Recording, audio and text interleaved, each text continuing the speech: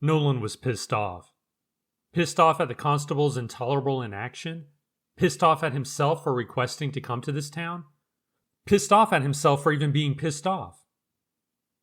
Nolan passed several townspeople in the street who just kept going, not acknowledging his presence, him barely acknowledging theirs. Nolan felt a pang of hurt in his gut. He couldn't help everyone here.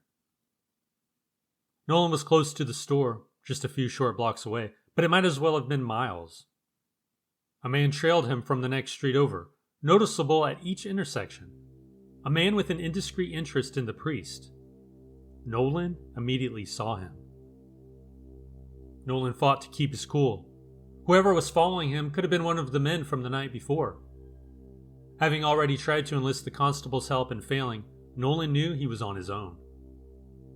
Nolan slowed at an intersection and looked over at the next street. No one appeared until after Nolan cleared the intersection. The man entered the parallel crossing, looking in Nolan's direction. Nolan sped up. He passed another intersection with a man keeping the same pace, but lagging just one step behind. Nolan could think of only one thing to do. He quickly backtracked and cut across to the street his pursuer was on. Although Nolan only caught a glimpse of the man's back, he didn't notice any visible weapons. However, anything was possible. The man, a local, Nolan figured by his dark complexion and dirty clothes, still stood at the next intersection up, head bobbing side to side, trying to find the priest on the next road. When he couldn't, he turned around to find the roles of hunter and prey reversed. It was like a scene from a Western movie. The good guy on one end of the street, the villain on the other. However, both men didn't expect such a face-to-face encounter.